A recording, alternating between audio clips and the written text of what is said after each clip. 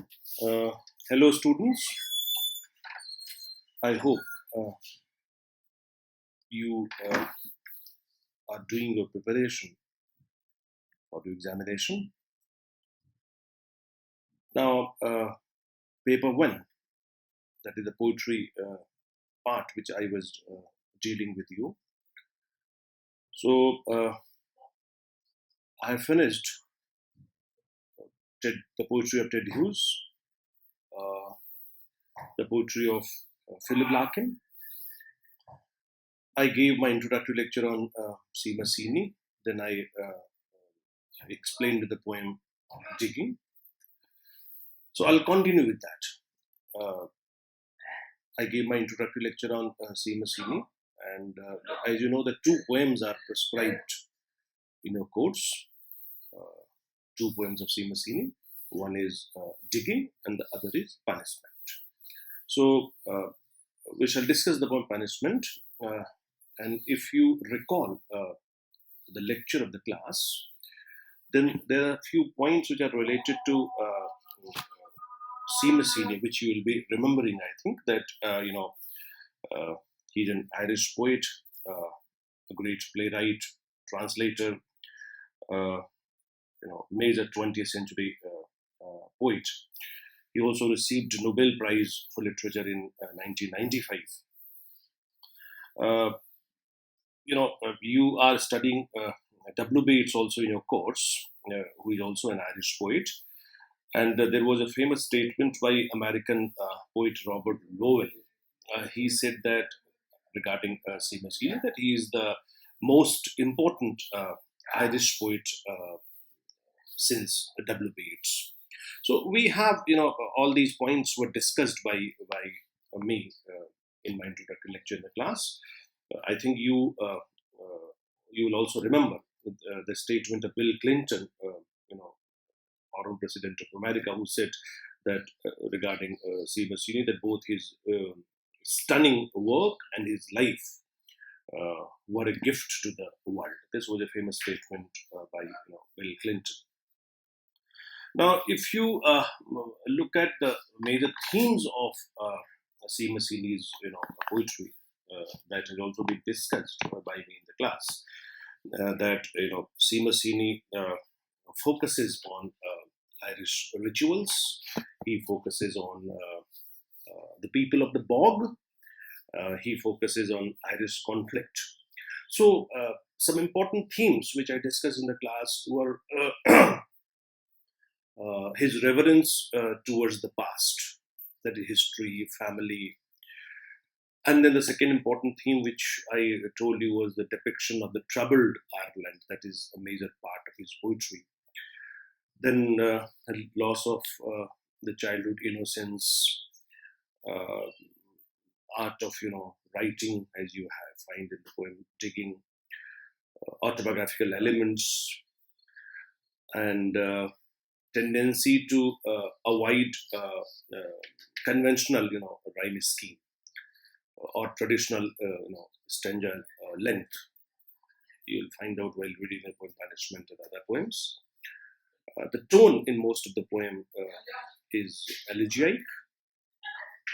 You'll find out while reading the poem, you'll find out the resemblance in some ways to the English Romantic poets, uh, as far as the focus on nature and the setting in rural landscape is concerned. And then you have the theme of the violence, which is very prominently dealt by him in his poems.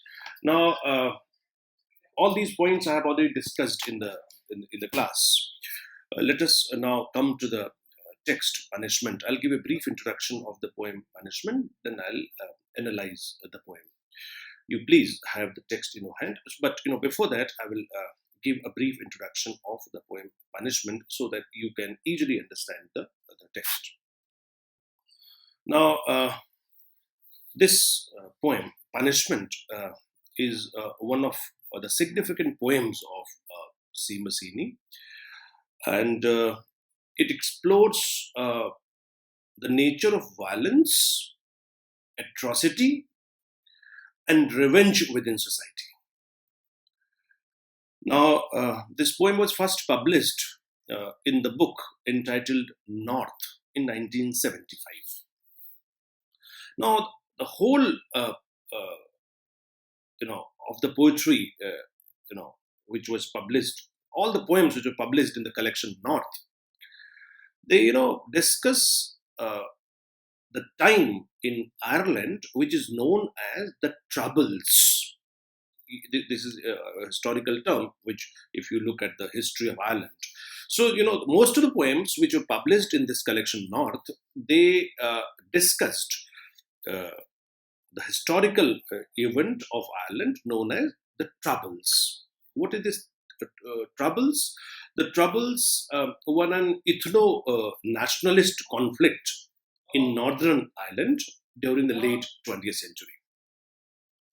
This is also known as a Northern Ireland conflict. It is, sometimes described as an irregular war or, low-level war. This conflict began in late 1960s and is usually deemed to have ended with the Good Friday Agreement of 1998.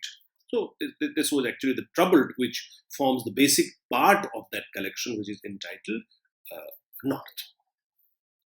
Now, when you read the biography of the poet, in fact, Heaney was a Derry boy, D-double-R, Derry boy, and Derry was the location of the majority of the conflict during the revolutionary struggle in Ireland. In Derry and other areas of conflict, primarily the region of Ulster. I'm telling you some historical details of Ireland. Now, members of IRA means Irish Revolutionary Army. They brutally punished those who harbored, protected, or sympathized with the British people. Now, during the troubles, the historical event, the Irish Republican Army, that is IRA, was known to have used tarring and feathering. Look at the word tarring and feathering as to way to punish Irish women who were involved with British soldiers. I mean, this is the historical event I'm telling you. So these British, tarring and feathering. Now look at the word tarring and feathering. This tarring and feathering, is a form of public torture and humiliation used to enforce unofficial justice or revenge. It was used in feudal Europe and its colonies in the early, modern period, and it is a kind of mob, vengeance.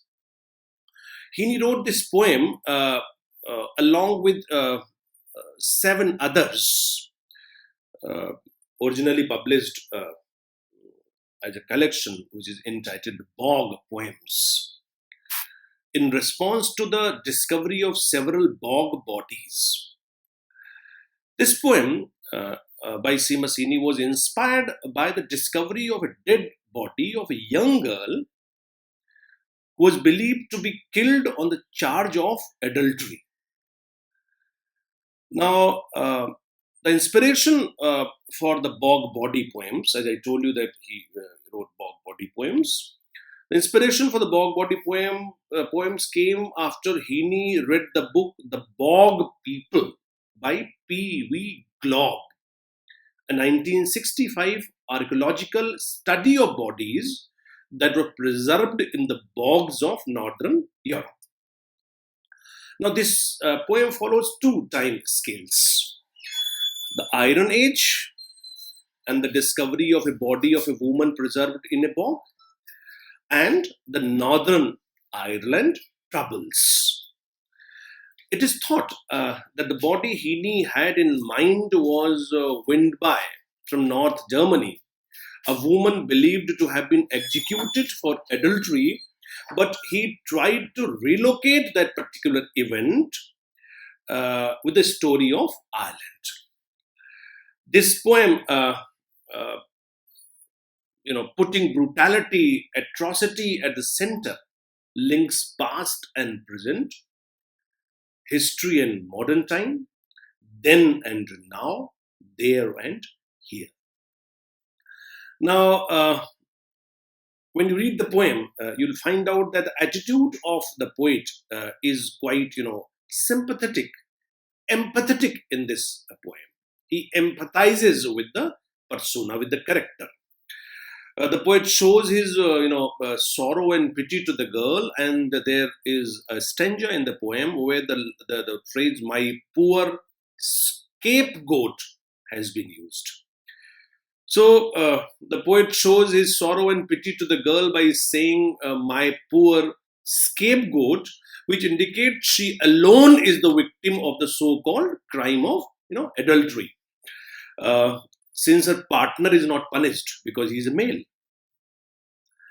Uh, she alone is punished for their so-called criminal act, and she became a scapegoat. Now, crime which is committed by both man and a woman, only a woman pays. I think you are reminded of the novel by Thomas Hardy, The Test of the D'Urbervilles, A Pure Woman. There is a section in the novel, "A Woman Pays." And the question is, when a crime is committed by both man and a woman, why only a woman pays? So you can give the reference of that, also. Now in this poem, as I told you in the beginning, that that the poet links past and present. He compares the brutality, atrocity, and violent nature of tribal men of the first century AD, and brutality of this IRA, that is Irish Revolutionary Army. No, in both past and present, innocents are victimized for the crime. In Ireland, Irish girls who married British soldiers were brutally killed by Irish revolutionary armies. The marriage between the Irish girl and the British soldiers was taken as an act of, betraying Irish nationalism or Irish revolution. As you find in the text, you're betraying, sisters. When you read the text, you'll find out. This poem consists of 11, quatrains. They do not have any, fixed rhyme scheme, and we have the use of enjambment in the poem. And when you say enjambment, it means, the flow of thought without punctuation. It moves from one stanza to the, other. Now, there are so many points which are related to this, poem. Like there is a novel for teenagers, and it is called Bog Child. This novel was written by Siobhan Dodd, Siobhan Siobhan Dodd. The novel Bog Child, and it is inspired. It's a historical novel, and it was later on published by David Fickling in September 2008. And Siobhan Dodd was a British writer and activist, and this novel was set in 1980s amid the backdrop of troubles of Northern Ireland. Now, in this poem, the most significant is the theme of violence, atrocity, revenge. The violence in the poem also prompts the speaker, to feel remorseful and ashamed, because he says that I'll tell you the poem, that I cannot do anything. I'll only be an observer. He, imagines himself that he is only a witness, a bystander, and he will not be able to intervene actually. And he says that I stood, dumb. You'll find out there. Now, this is probably be an perfect allusion to Heaney's, personal experience of witnessing acts of violence carried out by the IRA in, Ireland. So, what you see in this poem, that in this poem, Heaney is describing a bog woman, a woman who was punished and killed, later to be thrown in a bog. This was a very common practice of ancient tribes, and these bogs were also used for ritual, sacrifice. In this poem, the young girl has been punished for, adultery, and he draws a parallel between, past and the, present. The speaker of the poem, who is the poet himself, writes with empathy and sorrow for the young girl who was brutally violated for a crime directed towards her gender. And as I told you, that he places himself as a witness, a silent, observer, and he cannot intervene in all these, activities. He cannot raise the voice against these atrocities. So let us now, start the poem. Now, you just please have a text in your hand. Uh, this poem, Punishment, as I told you, written in free verse, 11 stanzas are there. Description of a girl who is charged for adultery, and that is why she was punished, killed, thrown in the bog. Ultimately, the body was, recovered. So look at the poem. I can feel the tug of the halter at the nape of her neck, the wind on her naked front. I can feel, and look at the personal touch, the empathy which is shown by the speaker, by the poet from the very beginning. Now, the word I makes the poem very personal. I can feel the tug. Now, when she was, he's imagining actually the situation, the way she was punished and thrown in the bog. So he says, I can feel the tug of the halter. What is halter? Halter is actually the noose, NWS, noose. A rope for, leading animals or hanging criminals. Noose. Nape is the back of the neck. So the poet says, I can feel the tug. Tug means pull. I can feel the pull of the nose at the back part of her, neck. The wind on her naked front, it blows her nipples to amber, orange color, amber beads. It shakes the frail, weak rigging of her ribs. When the wind is blowing, then he gives this kind of description. Now, nape of her neck, beautiful use of alliteration. Rigging of her ribs, beautiful use of, alliteration. Now, I can see her drowned. Now, the poet is visualizing, imagining, as if he were the witness to that horrific,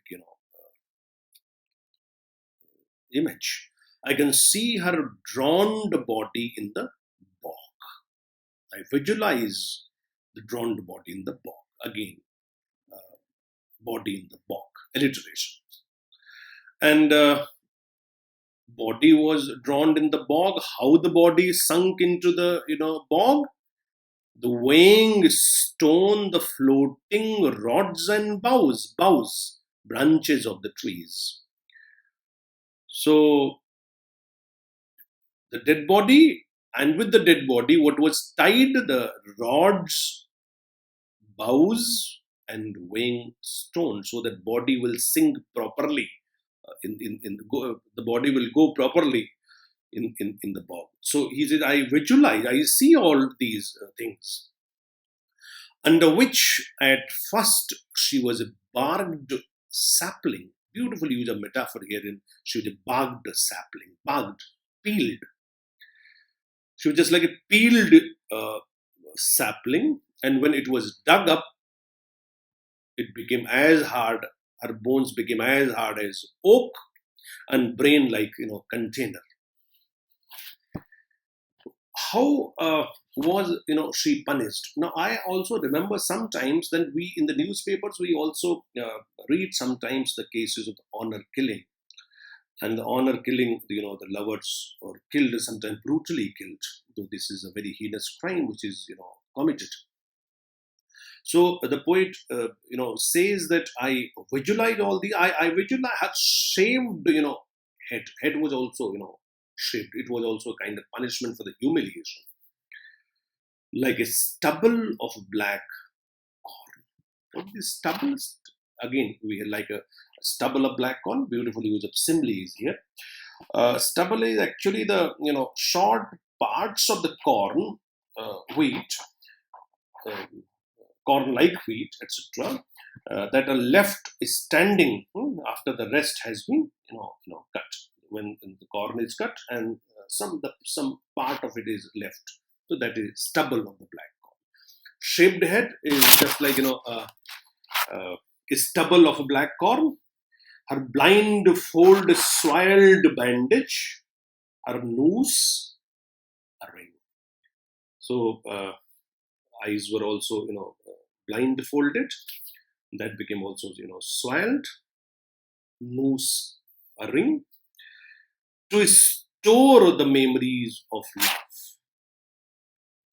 You see, how does the look at the thought actually of this stanza, which is moving swiftly to the next stanza. This, in literary language, this is called enjambment, enjamment. So thoughts are enjambment. Her noose a ring to store the memories of love.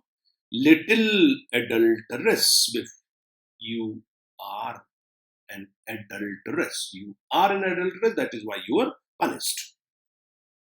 Now, before they punished you, what kind of image was there? What kind of person you were before they punished you? You were a flaxen haired, golden, flaxen, golden. You were golden haired, undernourished, and your tar black face was beautiful, my poor scapegoat. When the word poor scapegoat was used, again, the poet is feeling pity for her, sympathy for her, because she is scapegoat. Actually, she is punished, on the behalf of the other persons who have done the crime. So you were flaxen haired, undernourished, and your tar black face was beautiful, my poor black scapegoat. I almost love you, but would have cast, I know, the stones of silence. I love you, I know that I almost love you. But had I been there at this situation, I would have thrown the stones of silence. I'm artful aware. Aware means observer. I'm a silent observer. I'm in standby. I could not have interfered actually. He says, I know the stones of silence. As I told you that in Ireland, marriage between the Irish, girls and British soldiers was viewed as an act of, betraying Irish nationalism. So, these girls were killed by Irish National Army. So, the poet is trying to put, link past and present. So, of your brains exposed and darkened combs, your muscles webbing, and all your numbered bones. So the body was brought out actually.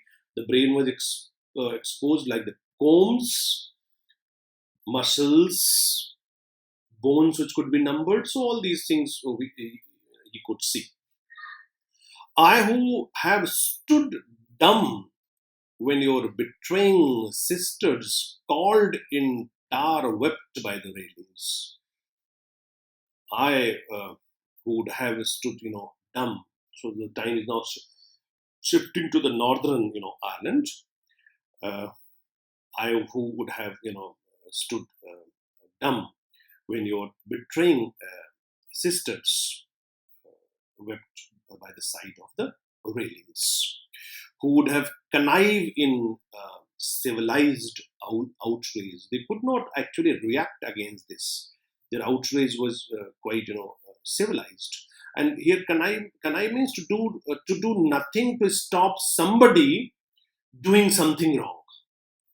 So, would connive in civilized outrage, it understand the exact and tribal intimate revenge. They understand the tribal revenge, the intimate revenge, because somebody has done something wrong, and that is why this kind of punishment was given.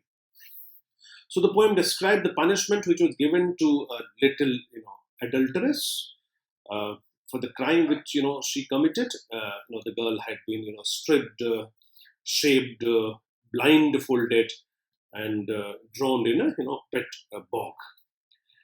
Uh, you know, when you read the history, actually, you find out that it's thought that she was drowned for adultery, as in those times this was a common practice by certain Germanic tribes. So the poet brings before us the theme of the violence, the theme of atrocity, by depicting the picture of this little adulteress here in the poem Punishment. I hope